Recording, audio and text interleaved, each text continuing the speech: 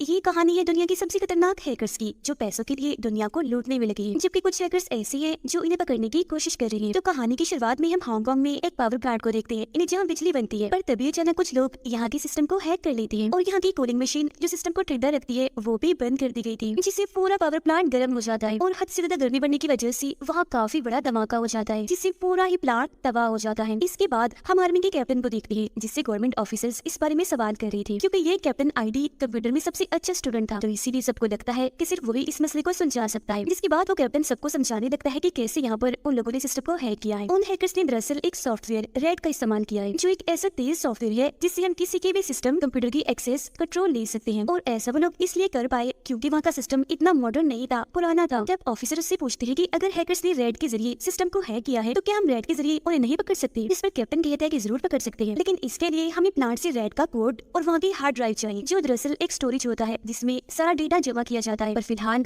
हम वहाँ नहीं जा सकते क्योंकि पावर प्लांट की तबाह होने की वजह से वो जगह गर्म हो गई है और अब हमें जगह के ठंडा होने का इंतजार करना चाहिए। वो फिर सारी डिटेल्स FBI को भी भेज देता है ताकि वो भी इस बारे में पता लगवा सके। FBI वाले उसके पास कुछ कोड्स भेजते हैं जिन्हें पढ़ते ही वो परेशान हो जाता है और सीधा अपनी बहन के पास आकर उसे सारी बात बताता है और ये भी कि मुझे तुम्हारी मदद चाहिए क्योंकि तभी मैं इस सारे मसले को सुलझा पाऊंगा। पर वो मना कर देती है कि मैं मसरूफ। तो वो दोबारा उसे समझाता है कि FBI ने कुछ कोड्स मेरे पास भेजे थे जिन्हें पढ़कर मुझे पता चला है कि वो हैकर्स बहुत ही खतरनाक है और उनका नाम ब्लैक हैट है, जिनका दिमाग काफी तेज चलता है और अगर इन्हें ना रोका गया तो ये क्या क्या करेंगे इसका अंदाजा किसी को भी नहीं। और इस काम के लिए मुझे कोई भरोसेमंद और कंप्यूटर की माहिर चाहिए जो मेरे लिए तुम हो, तो मेरा साथ दो। जिस पर अब की बार वो मान भी जाती है। तभी इन्हें पता चलता है कि उन हैकर्स ने शेयर की मार्केट में भी छेड़छाड़ की है, चीजों की कीमतों को उलट पुलट करके रख दिया है। ये जानते ही पहुंच जाते हैं FBI के पास, जहाँ इनकी मुलाकात FBI की एजेंट से होती है जिस पूरे ही मसले को देख रही थी। कैप्टन उसे कहता है कि मैं उन्हें ढूंढ लूंगा, पर इसके लिए मुझे एक आदमी की जरूरत है जिसका नाम निकोलस है, जो कभी हैकर हुआ करता था। उसका नाम सुनकर FBI एजेंट भड़क जाती है कि अभी निकोलस तुम्हें नहीं मिल सकता, वो भी जेल में है। तुम्हें अंदाजा नहीं उसने कितने बैंक्स लूटी, कितना पैसा कमाया, इतनी सफाई से सब किया कि किसी को पता भी न चला। तो मेरा नहीं ख्याल कि वो तुम्हारे काम आ सकता है। तब कैप्टन कहता है कि जब मैं MIT में था तब मैंने और उसने मिलकर एक किताब लिखी थी जिसमें ज्यादा काम उसका ही था और उन्हीं चीजों का इस्तेमाल इन हैकर्स ने भी किया है। तो अगर हमें उन चिराग हैकर्स तक पहुंचना है तो उनसे भी तेज इंसान की हमें जरूरत है, जो और कोई नहीं बल्कि निकोलस है। अब उसकी बातें एजेंट को समझ आ जाती है, तो किसी तरह वो निकोलस को बाहर निकलवा ही देती है। फिर ये लोग आते हैं सिस्टम के पास हैकर्स का पता लगवाने के लिए, जहाँ ये जान पाते हैं कि जो सिस्टम हैक हुआ है उसमें काफी तेज कोड्स डाले गए हैं, जिन्हें समझने के लिए इन्हें रेड सॉफ्टवेयर इसमें डालना होगा। तो निकोलस खुद सिस्टम पर बैठकर चेक करने लगता है। उसे वहाँ एक फाइल मिलती है जिसे जैसे वो खोलता है तो पता चलता है कि यही रेड सॉफ्टवेयर है। फिर वो वहाँ के वर्कर से पूछता है कि तुम कोई चीज भूल तो नहीं रहे, मतलब की गलती से तुमने अपनी कोई डिवाइस ऐसी छोड़ दी हो पर उसे कुछ याद नहीं था। फिर वो पूछते हैं क्या कोई ऐसा भी वर्कर है जिसने हाल ही में यहाँ से नौकरी छोड़ी हो? तो वो बताता है कि हाँ, एक आदमी है जिसने यहाँ सिर्फ 1 महीने ही काम किया है और वो इधर का मैनेजर था। और जब इन्हें पता चलता है कि उस मैनेजर के पास यहाँ की एक्सेस, यहाँ का कंट्रोल था, तो वो यहाँ की सारी फाइल्स को चेक करने लगती है। उन्हें इस मैनेजर के घर का पता भी मिलता है, तो ये फौरन वहाँ पहुँचते हैं। घर पर उसकी लाश मिलती है क्योंकि उसने ड्रग्स बहुत ज्यादा ही ले लिया था। अब निकोलस इस मैनेजर के कंप्यूटर को चेक करता है, उसे पता चलता है कि वो एक आदमी से बात किया करता था, जो और कोई नहीं बल्कि वो हैकर है जिसने हर जगह तबाही मचाई हुई है और वो पावर प्लांट भी तबाह किया था। वो इस मैनेजर से मिलने वाला था पर इससे पहले इसकी मौत हो गई।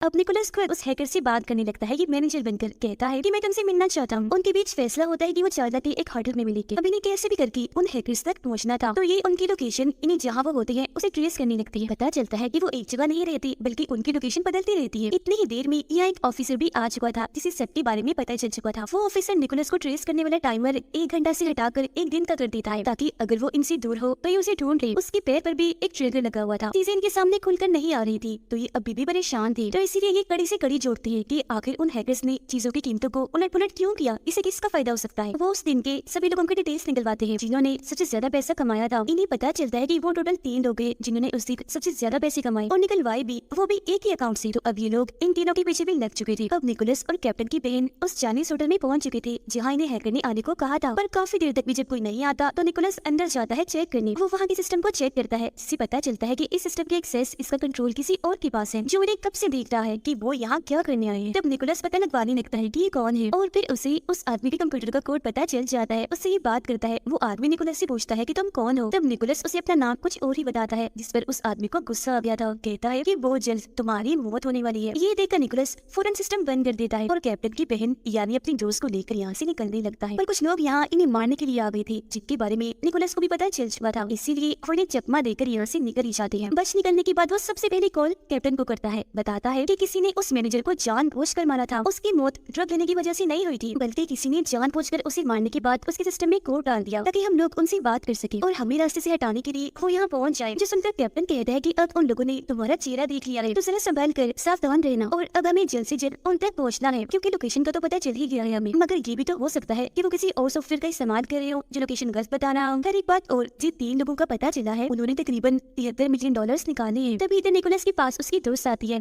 हम जान पाते हैं कि अब वो दोनों एक दूसरे को पसंद करने लगे हैं। वो निकोलस को बताती है कि हमें हांगकांग जाना चाहिए, क्योंकि उन हैकर ने सबसे पहला सिस्टम वही हैक किया था, पावर प्लांट वाला। और अब ये लोग निकल जाते हैं हांगकांग के लिए। उनकी मुलाकात वहाँ के एक आदमी से होती है जो बताता है कि हम समंदर का पानी इस्तेमाल कर रहे हैं वहाँ के सिस्टम को ठीक करने के लिए, ताकि वो जगह दोबारा से ठंडी हो जाए। और मेरा नहीं ख्याल कि तुम्हें वहाँ से कुछ मिलेगा, सब कुछ तो तबाह हो गया है। जो सुनकर निकोलस की दोस्त कहती है कि ऐसा नहीं होता, अगर सिस्टम का कुछ हुआ भी होगा तो सारी चीजें, सारा डेटा मेमोरी में जा चुका होगा, यानी स्टोरेज में। और अगर हमें वो स्टोरेज मिल गया तो कम से कम हम ये जान पाएंगे कि सिस्टम को है किसने किया था। जिस अंदर वो आदमी कहते हैं कि वो कमरा अभी भी काफी गर्म है, जिससे ठंडा होने में टाइम लगेगा, तभी हम फिर वहाँ जा पाएंगे। अब तभी इन्हें पता चलता है कि ऑफिसर और FBI एजेंट इन्हें बुला रहे हैं, क्योंकि उन्हें एक हैकर मिला है जिसके पास कुछ जानकारियां हैं। हैकर इन्हें पैसों की जानकारी देता है कि वो अभी तक कोई भी लेकर नहीं भागा, अभी तक वो अकाउंट में ही है। तब निकोलस उससे पूछता है कि क्या आप बता सकते हैं कि तीनों आपस में बात कैसे करते हैं। हैकर कहता है कि वो बात नहीं करते, बस मिलते हैं। FBI एजेंट निकोलस से पूछती है कि तुम भी तो एक हैकर हो ना, और ये काम तो पहले भी कर चुके हो, तो अगर उन लोगों की जगह तुम होते तो क्या करते। निकोलस बताता है कि मैं जितनी जल्दी हो सके पैसों को लेकर गायब होता, क्योंकि पैसों के साथ कुछ भी हो सकता है और पैसों की मदद से मैं पकड़ा भी जाता। यहाँ अब निकोलस को सारी बातें समझ आने लगती है। वो कहता है ये 3 लोग नहीं है, बल्कि कोई इनका हेड भी है जो इन्हें बता रहा है कि क्या करना है। जब भी तो पैसे अभी तक अकाउंट में ही पड़े हैं। अब ये लोग उनके सारे डेटा को ट्रैक करने लगते हैं, इनको कहाँ जाते हैं, जिससे पता चलता है कि ये 3 अलग अलग जगहों पर जाते हैं और फिर एक जगह आकर तीनों लोग मिलते हैं। मगर इन्हें ये पता नहीं चल रहा कि ये लोग आखिर हैं कौन और वो कौन सी जगह है जहाँ ये लोग आपस में मिलते हैं।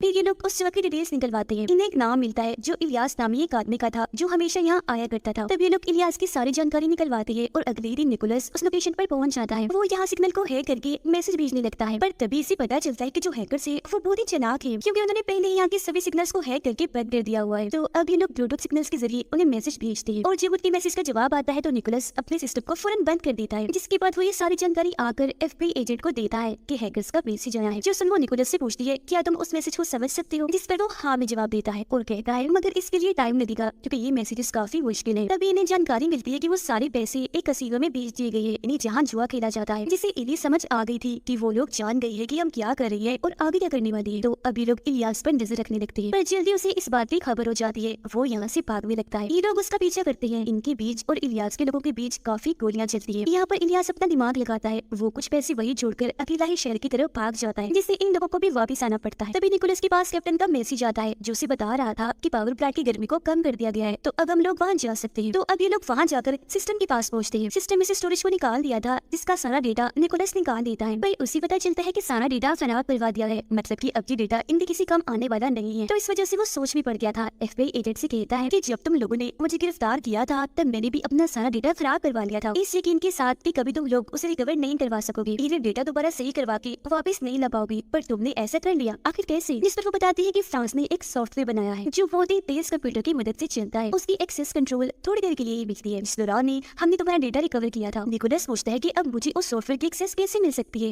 एजेंट जवाब देती है कि नहीं मिल सकती, लेकिन मैं कोशिश करती हूँ। वो फौरन फिर फ्रांस के ऑफिसर को कॉल घुमाती है, पर वो मना कर देता है। तो वो निकोलस को कहती है कि अब कुछ नहीं हो सकता। निकोलस कहता है मैं उनकी सिस्टम को हैक कर सकता हूँ। तो वो उसे आगाह करती है कि देख लो, सोच लो, अगर इस बारे में फ्रांस के सीनियर ऑफिसर को पता चल गया तो वो तुम्हें जिंदा नहीं छोड़ेंगे। पर वो इस बात की परवाह ना करते हुए सिस्टम पर बैठकर अपने काम में लग जाता है। लेकिन वो बाकी लोगों को कहता है कि आप लोग यहाँ से भाग जाएं, क्योंकि अगर मेरे पीछे फ्रांस की ऑफिसर आए भी तो उन्हें ये बात पता ना चल जाए कि आप लोग भी मेरे साथ मिले हुए हो। तब सारे लोग तो चले जाती है, पर उसकी दोस्त नहीं जाती, कहती है कि मैं तुम्हारे साथ ही रहूंगी। फिर निकोलस अब चालाकी से फ्रांस के ऑफिसर को मैसेज करता है। वो कहता है कि मैं तुम्हारा सुपरवाइजर हूँ, तुमने FBI को मैसेजेस किए थे, मुझे पता चला है, तो तुम ऐसा करो कि पासवर्ड को बदल दो, क्योंकि हमारा डेटा हैक भी हो सकता है। तो वो ऑफिसर ऐसे ही करता है। वो वीडियो बनाते हुए पासवर्ड बदल रहा था, जो सब कुछ निकोलस भी देख पा रहा था। उसे अब पता था कि वो नया पासवर्ड कौन सा डाल रहा है, जिसकी मदद से उनके सॉफ्टवेयर तक आखिरकार पहुंच चुका था, जिसकी मदद से वो पावर प्लांट का सारा डेटा जो खराब करवा दिया था उसे रिकवर करने में कामयाब हो ही जाता है। साथ ही उसे पता चलता है कि ये हैकर्स बहुत ही चालाक है, इन्होंने एक ऐसे सिस्टम का इस्तेमाल किया है जिसे हैक नहीं किया जा सकता। साथ ही पैसे निकलवाने के लिए भी सबसे महंगे प्रोसेस को इस्तेमाल किया, जिसके वो पैसे उन्होंने भरे भी। यही वजह है कि वो पैसों को कसीनो में भेज पाए और इतनी सारी हैकिंग भी उन्होंने कर ली। जल्दी इस बारे में फ्रांस के सीनियर ऑफिसर को पता चल जाता है और वो हर जगह ये अफवाह फैला देते हैं कि निकोलस ने हमारी टेक्नोलॉजी यानी वो सॉफ्टवेयर चाइना को बेच दिया है। इसीलिए फौरन फौरन उसे गिरफ्तार कर लिया जाए। और जब इस बारे में कैप्टन को पता चलता है तो फौरन अपनी बहन को मैसेज करता है कि निकोलस को कहो कि जल्दी से वहाँ से भागो।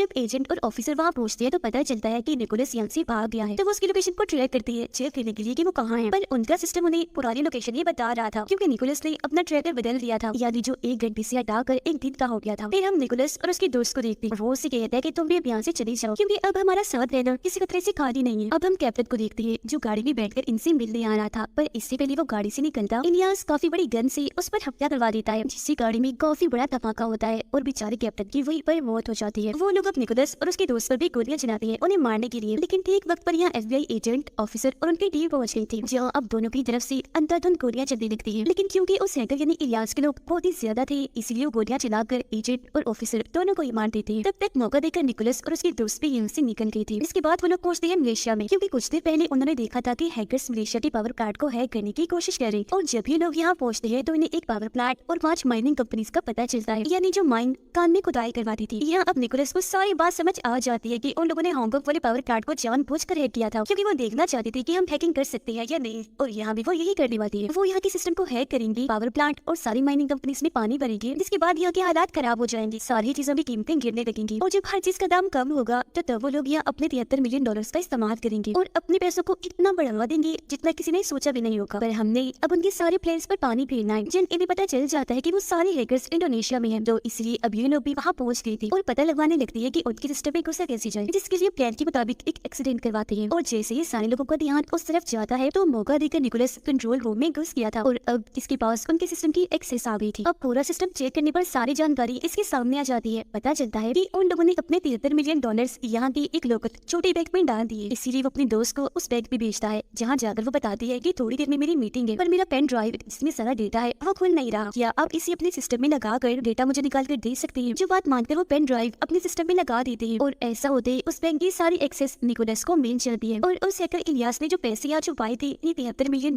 वो उन्हें चुरा लेता है। फिर वो इलियास के लिए एक मैसेज और अपना नंबर छोड़ता है। ये देखते ही इलियास उसे कॉल करता है, पूछता है कि बताओ तुम्हें क्या चाहिए, पैसे अपनी तरफ तुमने क्यों ट्रांसफर कर लिए। इस पर निकोलस कहता है कि मैं जानता हूँ तुम्हारा भी कोई बॉस है, तो मेरी उससे बात करवाओ। फिर जब अपने बॉस से बात करवाता है तो वो भी निकोलस से वही सवाल करता है कि तुम्हें क्या चाहिए, जिसमें वो कहता है कि जब तुम अपना काम पूरा कर लोगे तो उसमें से मुझे एक हिस्सा चाहिए, और अगर तुम एक हिस्सा देने के लिए राजी होते हो तो मैं लुटा देता हूँ तुम्हारे पैसे। इस पर बॉस कहता है कि ठीक है, पर मैं तुमसे पहले मिलना चाहता हूँ, जिस पर निकोलस मान भी जाता है। वो जाने की तैयारी करता है। सबसे पहले अपनी पूरे जिस्म पर पेपर्स मोटे कागज लपेटता है, क्योंकि वो जान चुका था कि वहाँ कुछ भी हो सकता है। साथ ही उसने अपने पास कुछ हथियार भी रख लिए थे। वो फिर उस जगह पर पहुंच जाता है जहाँ हैकर्स के बॉस ने उसे बुलाया था। यहाँ आते ही इस पर हमला हो जाता है, लेकिन अब जैसे बॉस उसके सामने आता है वो फौरन हमला करके उसे मार देता है। उसे मारकर उसने अपने दोस्त कैप्टन का बदला भी ले लिया था। इन्हें मारते ही वो यहाँ से निकल गया था, पर काफी जख्मी हो गया था, इसलिए उसके दोस्त उसे सहारा देकर यहाँ से ले जाते हैं। फिर अगले दिन ये दोनों ये वर्ल्ड छोड़कर निकल जाते हैं। वो बहुत खुश लग रहे थे क्योंकि अब इनके पास $73 मिलियन है और तो पुलिस भी इन्हें नहीं ढूंढ सकती, तो अब ये इन पैसों के जरिए खूब ऐश करेंगे। पर फिर भी कोई और मसला ना खड़ा हो जाए, ये पैसे लेकर यहाँ से फरार हो जाते हैं और इसी के साथ ये कहानी इधर ही खत्म हो जाती है।